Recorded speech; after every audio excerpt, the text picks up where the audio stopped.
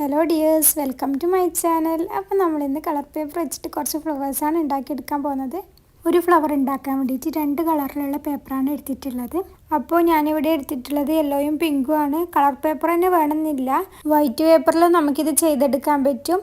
അപ്പോൾ ഞാനിവിടെ ഒരു ഫ്ലവർ ഉണ്ടാക്കാൻ വേണ്ടിയിട്ട് 2 കളറാണ് യൂസ് ചെയ്തിട്ടുള്ളത്. ഇനി ഈ പേപ്പർ നമുക്കൊന്ന് കട്ട് ചെയ്തെടുക്കണം. അതിന് വേണ്ടിയിട്ട് ഞാൻ സെൻറ്ററിലോട്ട് ഒന്ന് ഫോൾഡ് ചെയ്ത് കൊടുക്കുന്നുണ്ട്, എന്നിട്ടൊന്ന് കട്ട് ചെയ്തെടുക്കുന്നുണ്ട്.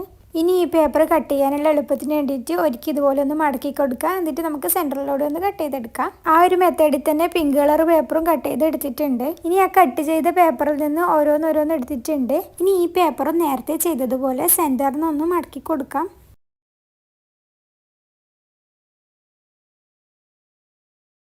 പിന്നെ ഈ 2 പേപ്പറും ഒരേ സൈസിലാണ് ഉള്ളത്.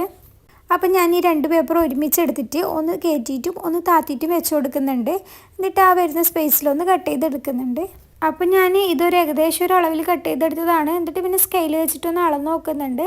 അപ്പം നമുക്കിത് 2 സെൻറ്റിമീറ്ററാണ് കിട്ടിയിട്ടുള്ളത്. നിങ്ങൾക്ക് വേണമെങ്കിൽ സ്കെയിൽ വെച്ച് അളന്നിട്ട് മാർക്ക് ചെയ്തതിന് ശേഷം കട്ട് ചെയ്തെടുക്കാം കേട്ടോ. നമുക്ക് ഈ 2 പേപ്പറും ഈ ഒരു വ്യത്യാസത്തിലാണ് കിട്ടേണ്ടത്. ഇനി മടക്കുള്ളതിൻ്റെ ഓപ്പോസിറ്റ് ഭാഗം നമുക്ക് സ്കെയിൽ വെച്ചിട്ട് ഒരു ചെറിയൊരു മാർജിൻ വരച്ചു കൊടുക്കാം. അങ്ങനെ നമ്മൾ രണ്ടിലും വരച്ചു കൊടുത്തിട്ടുണ്ട്. ഇനി നമുക്ക് ഇതുപോലെ ഒന്ന് കട്ട് ചെയ്തെടുക്കാം. കട്ട് ചെയ്യാനുള്ള എളുപ്പത്തിന് വേണ്ടിയിട്ടാണ് അങ്ങനെ മാർജിൻ വരച്ചു കൊടുത്തിട്ടുള്ളത്.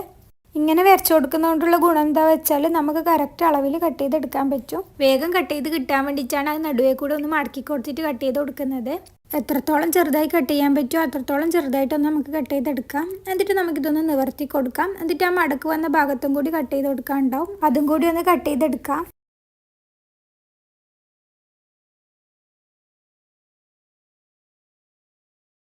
ഇനി ഇതൊന്ന് നിവർത്തി കൊടുത്തിട്ട് മടക്ക് വരുന്നതിൻ്റെ ഓപ്പോസിറ്റ് ഭാഗത്ത് ഇതുപോലെ ഒന്ന് ആക്കി കൊടുക്കാം. അന്നേരം നമുക്ക് ആ ഒരു ഭാഗം ഇതുപോലെ ഇങ്ങനെ പൊന്തിച്ച് കിട്ടും.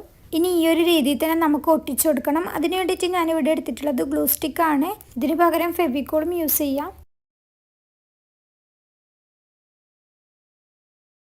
അങ്ങനെ നമ്മളത് ഒട്ടിച്ചെടുത്തിട്ടുണ്ട്. ഇനി യെല്ലോ കളർ പേപ്പർ നമുക്ക് ആ ഒരു രീതിയിൽ തന്നെ ചെയ്ത് കൊടുക്കാം. ഈ 2 പേപ്പറിൻ്റെയും സൈസുകൾ തമ്മിൽ മാത്രമേ വ്യത്യാസമുള്ളൂ, ബാക്കിയെല്ലാം ഒരുപോലെ തന്നെയാണ് ചെയ്യേണ്ടത്. ഇനി പേപ്പർ സ്റ്റിക്ക് ഉണ്ടാക്കാൻ വേണ്ടിയിട്ട് ഗ്രീൻ കളർ പേപ്പർ എടുത്തിട്ട് ഈ കാണുന്ന രീതിയിലൊന്ന് ചുറ്റി എടുക്കുന്നുണ്ട്. എന്നിട്ടൊന്ന് ഗം വെച്ചിട്ടൊന്ന് ഒട്ടിച്ചു കൊടുക്കുന്നുണ്ട്. എനിക്കിങ്ങനെ കൈകൊണ്ട് ചുരുട്ടിയാൽ തന്നെ റോളായിട്ട് കിട്ടാറുണ്ട്. അപ്പോൾ നിങ്ങൾക്കിങ്ങനെ ആവുന്നില്ല എന്നുണ്ടെങ്കിൽ പേനയോ പെൻസിലോ യൂസ് ചെയ്തിട്ട് ഇതുപോലെ കുറച്ച് റോൾ ചെയ്തെടുക്കുക. എന്നിട്ടാകുമ്പോൾ പെൻസിൽ പിന്നെ റിമൂവ് ചെയ്തെടുക്കുക. ബാക്കിയുള്ള ചുറ്റി കൊടുത്തിട്ടാകുമ്പം ഗം വെച്ചിട്ടൊന്ന് ഒട്ടിച്ചു കൊടുക്കുക. പിന്നെ പേപ്പർ സ്റ്റിക്കിൻ്റെ 2 അറ്റവും ചെറുതായിട്ടൊന്ന് കട്ട് ചെയ്ത് കൊടുക്കുന്നുണ്ട്.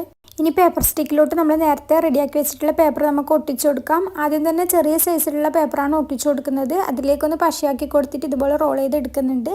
ഇത് ചുറ്റി കൊടുക്കും തോറും അതിലേക്ക് പശയാക്കി കൊടുക്കണം. സബ്സ്ക്രൈബ് ചെയ്യാണ്ട് ആരെങ്കിലും നമ്മുടെ ചാനൽ കാണുന്ന കൂട്ടുകാരുണ്ടെങ്കിൽ ഇപ്പം തന്നെ ഒന്ന് സബ്സ്ക്രൈബ് ചെയ്ത് വെച്ചേക്കണേ. പിന്നെ ആ തൊട്ടടുത്ത് കാണുന്ന ബെല്ലൈക്കണും കൂടി ഒന്ന് പ്രസ് ചെയ്യുക, ഓൾ എന്ന ഓപ്ഷൻ സെലക്ട് ചെയ്യുക. അപ്പോൾ നിങ്ങൾക്ക് ഞാനിടുന്ന വീഡിയോൻ്റെ നോട്ടിഫിക്കേഷൻ കിട്ടുന്നതായിരിക്കും. ഇനി രണ്ടാമതായിട്ട് നമ്മൾ നേരത്തെ വലിയ സൈസിൽ കട്ട് ചെയ്ത് വെച്ചിട്ടുള്ള പേപ്പറും ആ യെല്ലോൻ്റെ മുകളിലേക്ക് കൂടി തന്നെ നമുക്ക് റോൾ ചെയ്തെടുക്കാം.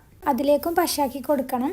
പിന്നെ ഈ വീഡിയോക്ക് സ്പീഡ് അധികമാണെന്ന് തോന്നുന്നുണ്ടെങ്കിൽ ഈ വീഡിയോൻ്റെ മുകളിൽ സെറ്റിംഗ് എന്നുള്ള ഓപ്ഷൻ ഉണ്ട്. അതിൽ സ്പീഡ് കുറക്കാനും കൂട്ടാനുള്ള ഓപ്ഷൻ ഉണ്ട്. അത് നിങ്ങൾക്ക് സെലക്ട് ചെയ്തിട്ട് കൂട്ടാനും കുറക്കാനൊക്കെ പറ്റും.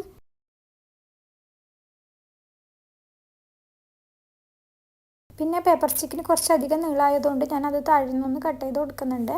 അപ്പോൾ ഇതാണ് നമ്മുടെ ഫ്ലവറിൻ്റെ ഫൈനൽ ലുക്ക്. ഇതിൻ്റെ കൂടെ തന്നെ ഞാനൊരു 3 ഫ്ലവറും കൂടി ഉണ്ടാക്കിയെടുത്തിട്ടുണ്ട്. അപ്പോൾ എങ്ങനെയുണ്ട് കാണാനായിട്ട്? പിന്നെ നിങ്ങളുടെ അഭിപ്രായം എന്തായാലും താഴെ കമൻറ്റ് ചെയ്യുക. സബ്സ്ക്രൈബ് ചെയ്തിട്ടില്ലെങ്കിൽ ഇപ്പം തന്നെ ഒന്ന് സബ്സ്ക്രൈബ് ചെയ്ത് വെച്ചേക്കണേ. അപ്പോൾ അത്രയേ ഉള്ളൂ, സിമ്പിളായിട്ട് ചെയ്തെടുക്കാൻ പറ്റൂലേ. അപ്പോൾ എല്ലാവരും ക്രിയേറ്റീവായിട്ട് ഇരിക്കുക. Thank you.